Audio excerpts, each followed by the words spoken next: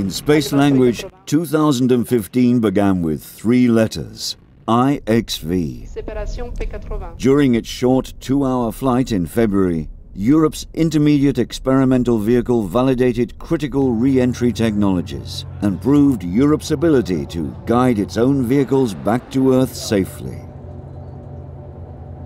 Galileo, Europe's own global navigation satellite system, has also gathered pace in 2015. In March, 2 new Galileo satellites were sent to space, and another 4 would follow up to the end of the year. What a present to mark the 10-year anniversary of the launch of the first Galileo satellite, GOV-A. Today, with 14 satellites up and running, Galileo is a reality with more than 1/3 of the constellation in space and a fully deployed ground network. Also rapidly developing is ESA's Earth observation program. With the launch of Sentinel-2 in June and Sentinel-3 joining in 2016, Europe has never been so well equipped to survey changes in our land, oceans and atmosphere. The data sent by these satellites is crucial to monitor climate change, and it provided world leaders attending the COP21 in Paris with the evidence they needed to crunch a new deal to keep global warming below the 2 degrees Celsius. And as the last weather satellite in Europe's Meteosat second-generation series lifted off on the 15th of July from Europe's spaceport in Kourou, Europe guaranteed the continuation of high-quality weather observations from space. 2015 has also been a busy time for European astronauts. After 200 days on the Futura mission, Samantha Cristoforetti's time in space was over on the 11th of June. But then it was the turn of Andreas Mogensen. After a 10-day mission to the International Space Station in September, Andreas added Denmark to the list of European space explorers.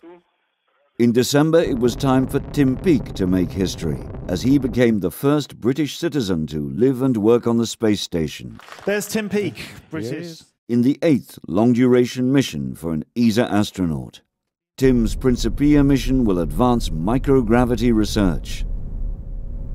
Rosetta, ESA's Comet Chaser mission, had another moment of glory on the 13th of August, when observing Comet 67P Churyumov-Gerasimenko at perihelion, its closest approach to the Sun, returning these dramatic pictures of parts of the comet outgassing. 1 year after the Philae landing, Rosetta's voyage continues to fascinate us with new insights on the comet's surface and atmosphere, helping us to better understand the origin of our solar system. And from Rosetta to another pioneering mission, LISA Pathfinder. Top, allumage et décollage. Launched by a Vega rocket from Kourou in early December, this new mission is set to transform the way in which we observe the universe. So far, our knowledge has been based upon the observation of electromagnetic waves, such as visible light or X-rays. But what LISA is looking for are gravitational waves. Predicted by Albert Einstein's general theory of relativity, these ripples in the fabric of space-time will allow scientists to address some of the most fundamental questions about the universe and raise new ones.